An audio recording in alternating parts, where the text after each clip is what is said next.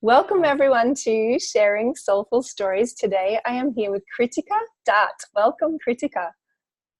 Hi, I'm so happy to be here. I'm really excited to have you. And now I'm just going to introduce you more fully to everybody else. So, real estate corporate girl turned coach and writer. Kritika loves empowering and supporting others to live their best life. She has spent the last 6 years of her life learning about what it really takes to build a life of our dreams. Kritika is a qualified health coach, yoga teacher, personal trainer, and desire map facilitator. She has coached and mentored hundreds of clients through her work as the head of wellness at Phuket Cleanse and her own private coaching practice. As a health coach, Kritika helps her clients get off the diet rollercoaster and find foods and a wellness routine that nourishes their mind, body, and soul.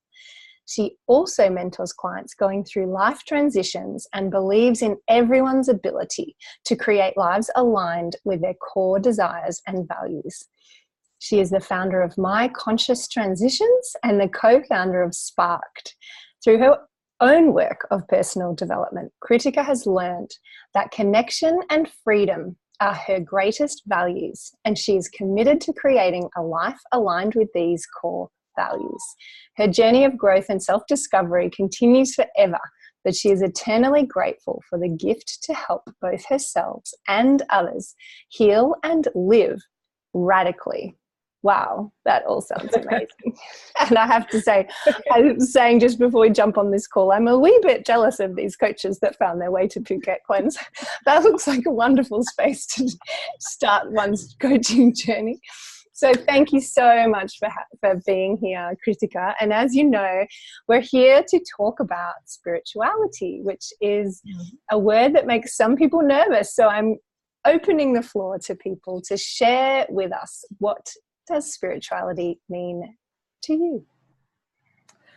Thank you. Thank you. I am so happy to be here and to be able to share all of this with you, Joe. Thanks for creating this amazing space. What does spirituality mean to me? It's such an interesting question because I really had to reflect on this for a moment. And for me, spirituality is really just about things that connect me to my spirit. It's the foundation of my practice of spirituality is self-trust. It's about listening to my intuition and living from a place of faith. It's about accepting and embodying my emotions without judgment. It's about taking personal responsibility and living my core desires and my values. So it's really about self-acceptance for me. It's about learning to pay attention and listening and trusting my inner voice, my intuition, whatever people like to call it.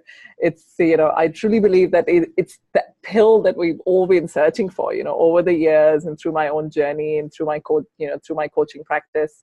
I've coached hundreds of clients, and what I've seen is that when we really start listening to our inner voice, when we really start listening to ourselves, we know what to do in life. We know what to eat. We know who to spend time with. We know what work we should be doing. And we know what are the things that bring us into alignment with our purpose and passion. And it all starts with self-trust. I'm here to that, honestly. Yes, because a big part of that is, even for those people that are starting to hear the whispers or they feel connected to it, actually trusting it and sort of honoring it and doing what that in little voice inside is trying to say is right for you can be really difficult. So self-trust, love that. And self-acceptance, beautiful. Yeah. Thank you so much. And can you now share with us whether spirituality has always been part of your life, or have there been any triggering events or circumstances that have drawn you into exploring this path? My first instinct was to say that spirituality hasn't always been a part of my life because, again, in the definition of spirituality isn't something that I thought of when I was growing up. But when I look back at my life and I look back even at my younger years, I was such a rebel. But a rebel in a way where I was so from a very young age, I knew that I wanted to do life differently. And that I don't know where that came from. I was born and raised in India, but I chose to,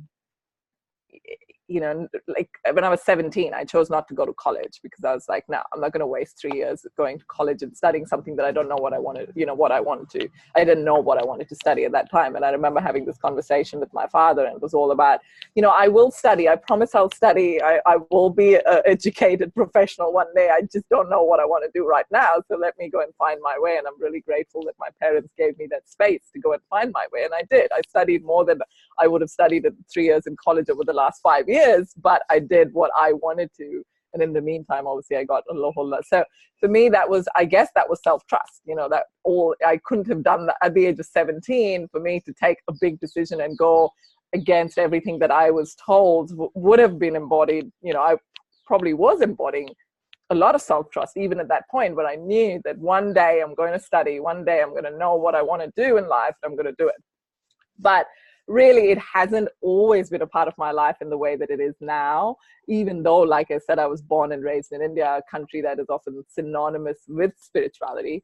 I only discovered that connection much later on in life. It was, in fact, after I had moved abroad. Now I often feel like India is my spiritual home, even though I don't often feel a sense of real belonging there. But my spiritual journeys have always felt very different, which has been very interesting for me to go back.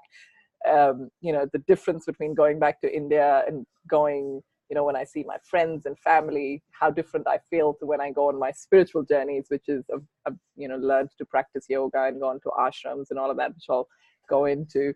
And I think my desire to really connect deeper to what was going on within me started about 6 years ago. When I ran away to an ashram in India, and I spent a month there studying yoga. And I say that I ran away because I really was just running away, because I was living a life that wasn't feeling right. It felt I knew there was something missing. And it's funny because when I look back and I reflect on that time, that period in my life, I knew all the answers. I still, even then I knew what I needed to do. I knew why I was in pain. I just didn't trust it. I just didn't trust those voices. There's nothing, when I look back and I think about all the changes that I've made, I knew from very early on that these were the things that I needed to do. It just took me, a while to get to a place of real trust and acceptance to be able to make those big changes in my life. I knew that I wanted to do work that was more meaningful. I knew that I didn't want to live in Dubai anymore. I had lived in Dubai for 13 years at that point. I knew that all of that meant that my marriage was not going to make it because of the big changes that, I needed to make. And, but at that moment, I didn't have the self-trust that I needed to, bring all of that. So for me, again, when I look back and I think about it, it's really self-trust is like the prerequisite to courage. It's the prerequisite to courage, so that we can go out and do the hard things in life and make those big decisions. And it took me about 3 years from those initial moments of realization, those initial moments of, that clarity that I had when I was there in India, practicing yoga twice a day, eating vegetarian food, really embodying all the spiritual aspects of India as a country and all of that. And yeah, it took me 3 years to finally make the changes that transformed my life and brought me here today. Wow. Thank you so much for sharing that. And sorry, that self-trust you had at 17, like I'm just hands up to you, because I was exactly that person, but I went to college anyway and did something that I kind of knew was not what I wanted to do, and then ended up doing that for 10 years before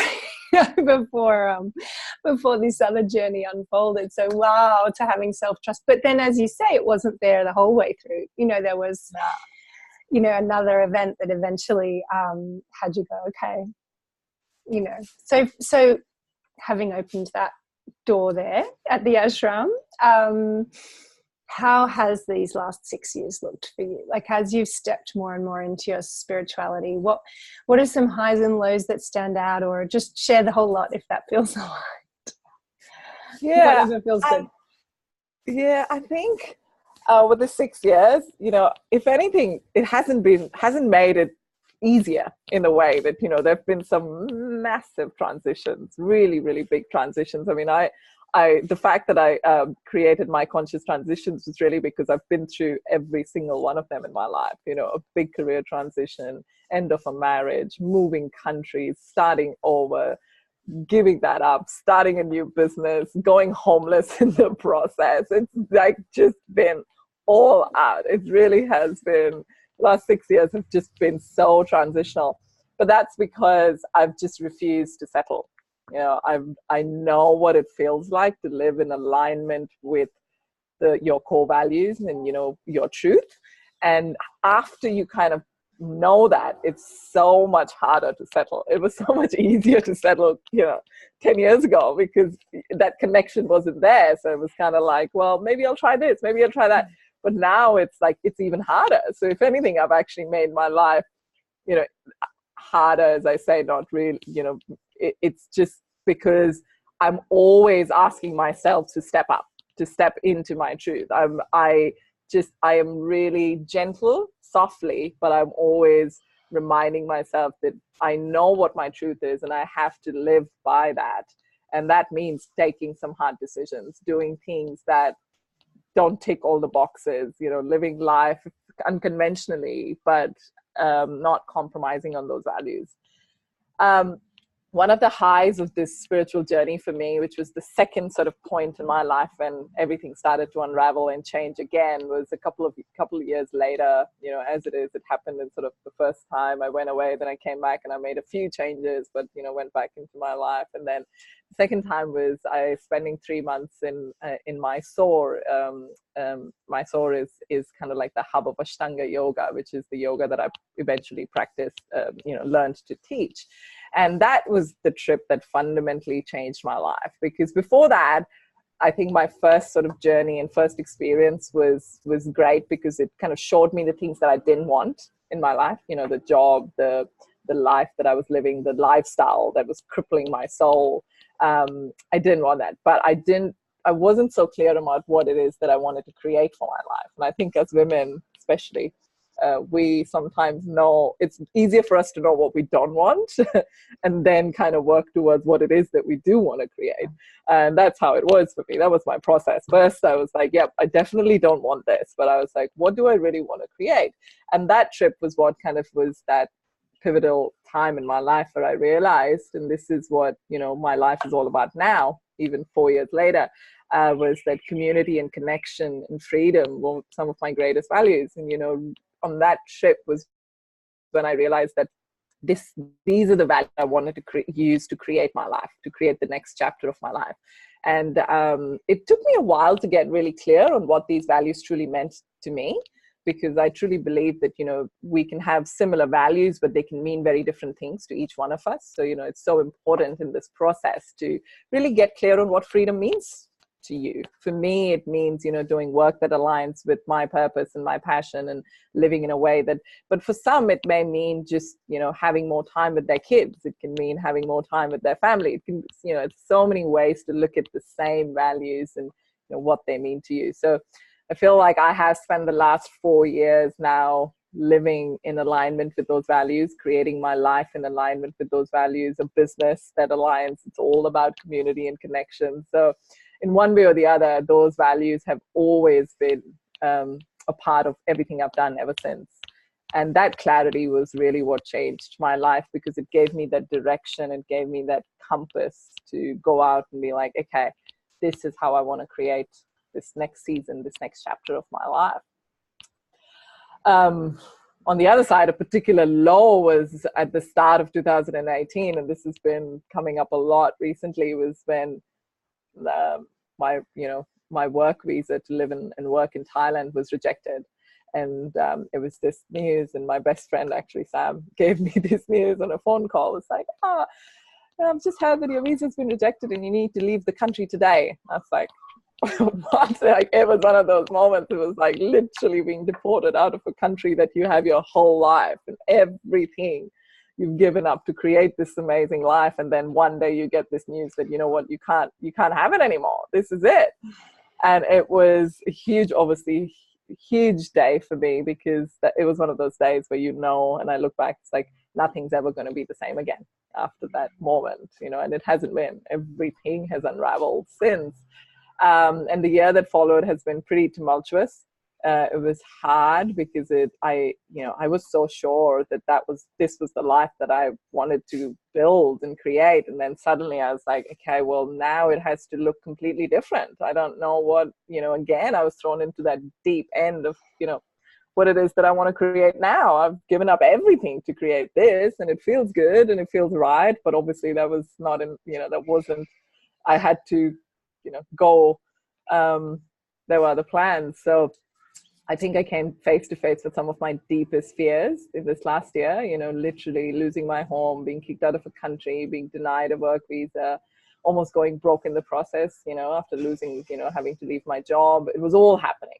Mm-hmm. And this was really when my faith was tested, like even more than the first transition, because I really had to dig deep and stay connected to myself through this process. Because I was like, I can't abandon myself. I can't go back to everything that I've said no to all these years. I can't go back to a job that doesn't feel aligned, because I've gone through a lot of pain to get here. I can't let this extreme situation push me back into something that I knew I didn't want to begin with. And what I learned, this was something that, was really powerful. What I learned through this process was that the certainty that I was craving through that process, I wanted to feel more grounded, and I just couldn't, because my life was so sort of up in the air, could only come through my spiritual practice and my connection to myself. So what I've learned is that when we find that connection and trust within ourselves, a resilience follows. And for me, that has been my grounding, even when everything on the outside shifts and changes, as it always does. It's always shifting and changing. So that certainty comes from within. It comes from my connection and faith, to my soul and my spirit. Thank you. I loved all of that. And that really resonates true for me too, that that idea that having that self-trust, that within space to go to when everything out here doesn't look, almost the words like safe or secure, or like the structures that supported you have all just fallen down. When you've built this up inside, it can hold you through that. It can hold you through that, is what my experience of it is, having not been tested, may I add. Not that I need that one, okay? I'm good where I'm at right now. But I can only imagine having your whole life ripped away from you in one phone call from your best friend. So wow. And yet something great is forming from it. So, and which I know you'll tell us about in a minute. So now my next question for you is, how would you describe that you weave spirituality through your life and through your work? Yeah, and again, this was like, it's the same process for me, that has always been. It's that, again, going back to that center within me every single day. It's checking back in with that center, with those values, with those feelings, those core desired feelings. I'm a desire map facilitator, so that's the language that I always use. It's those core desired feelings, going back to them every single time. And not just for the big decisions, but for the smallest things, for what do I want to eat? How do I want to feel in my body? How do I want to move? And allowing and being in allowance to let that change as well. The meanings and the definitions of those words. This is not about becoming rigid and being like, this is how, it's about being an allowance every single day, because every single day is different, living intuitively every single day, but then having that practice of checking in, am I living in alignment with what I know is my truth at this point in my life? It may change, there may be other things that will come in as life unfolds and all of that. But right now, today, am I being true to myself? And that, you know, connecting to my inner compass, and that is what leads me in, and kind of leads me to make all my decisions. You know, like I said, what I eat, how and where I choose to live, who I spend time with, who I love. Every decision is infused with the same core desires and values, which for me now are courage, freedom, connection, passion, purpose, and joy. You know, those are my core values, and going back to them every single day, when I do, I know that I'm living my truth. I know that I'm living what's within me, and that is my practice of spirituality every single day. Because what I learned is that if I'm not connected to that center, I can sit in meditation for 4 hours. I can do all kinds of ceremonies and everything, but it will only impact my life and the way I live if I choose to live from my center. Because none of that will change anything unless I'm connected to myself through that whole process.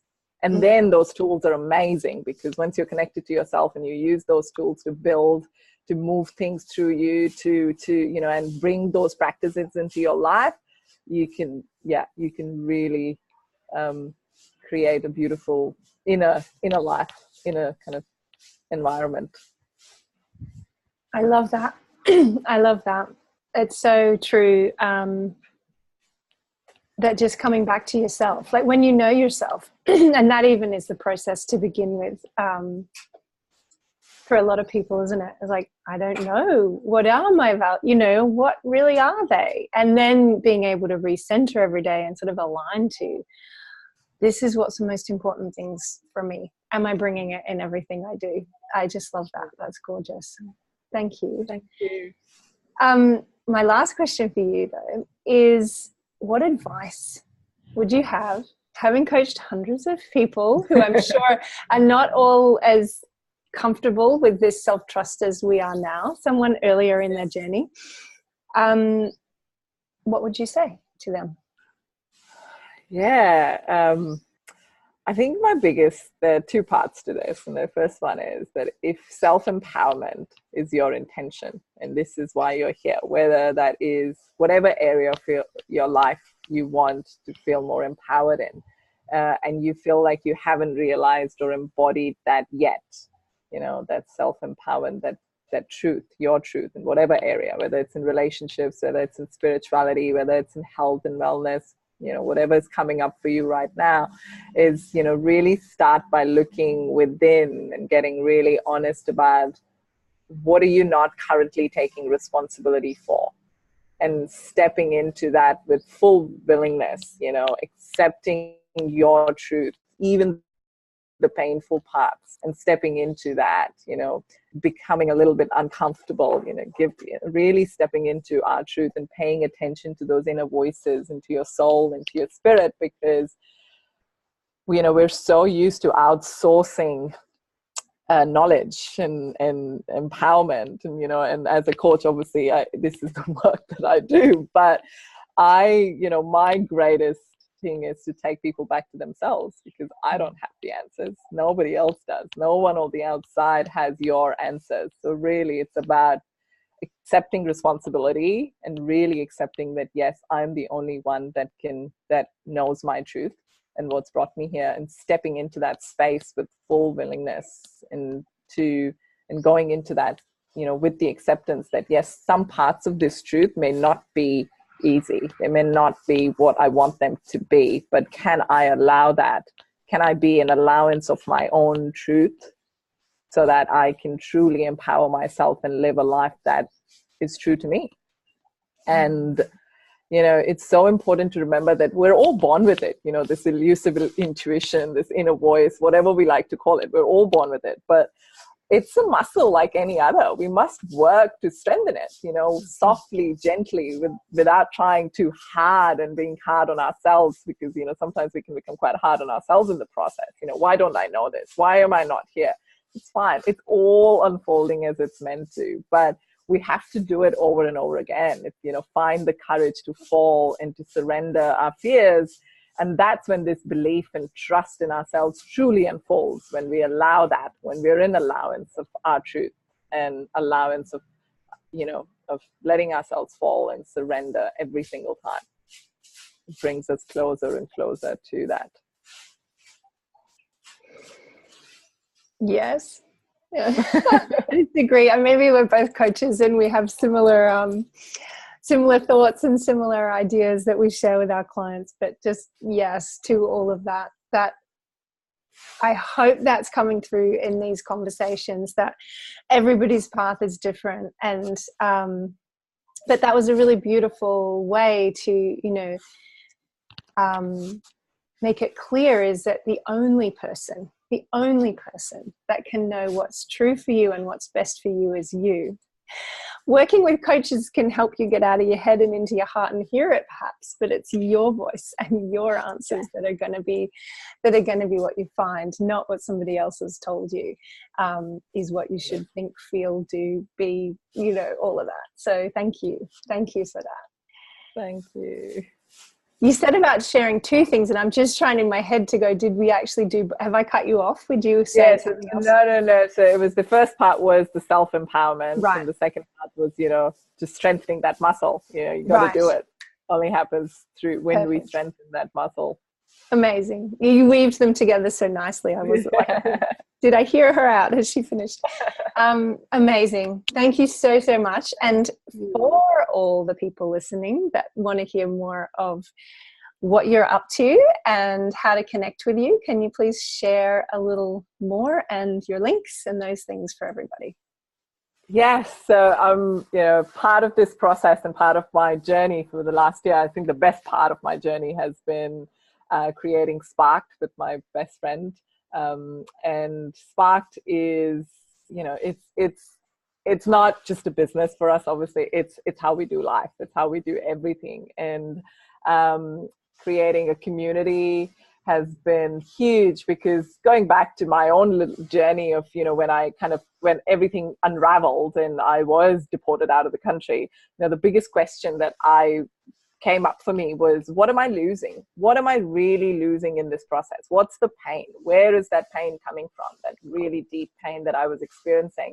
And for me, that was connections and community. It was losing that. I could, like I say, I can live on an island anywhere in the world, but it was the community that we've created and the connections to the work, to the people, to, all of that. That was the biggest pain for me. And that was really pivotal, because it was like, if that's what this is all about, and that's what my life is about, then I have to go out and create it for myself. I have to go out and create a container where I can, show up as the person that I want to show up as, and allowing, and hold that space for others to show up as well. And that's what led for us, to create this, to create Sparked Community, which is a coaching and mentoring hub for women that are committed to their personal development and are looking for more inspiration and support to make positive changes in their life. So if you want to read more about our beautiful community, you can go to sparkedcommunity.com. That's www.sparked, SPARKD, community.com, and read more about the work that we're doing in that community, and what the container of that community looks like. And if that resonates, if you read through it and it feels like something that you do, it's just, I believe in resonance. So for me, it's like whoever resonates, it's what we're doing at the moment. Beautiful. That's how I'm bringing my gifts to the world. Yes.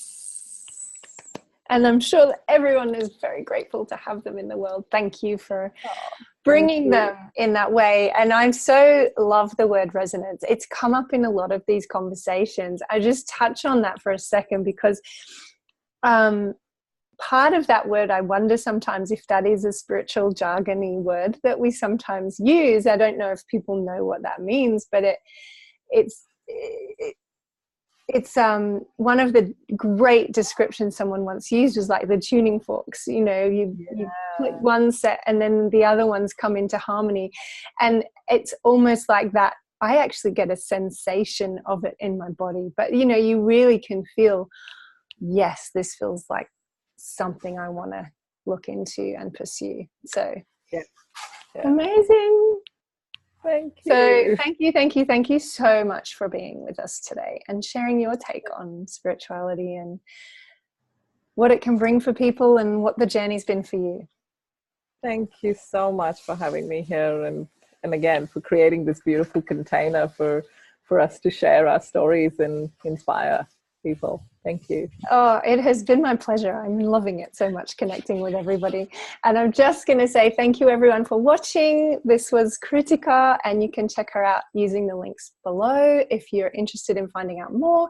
Thank you for being with us. I hope you loved this story. If you want to add any comments below the video or questions or takeaways, get a conversation going. That would be amazing. And we will see you next time. Bye now.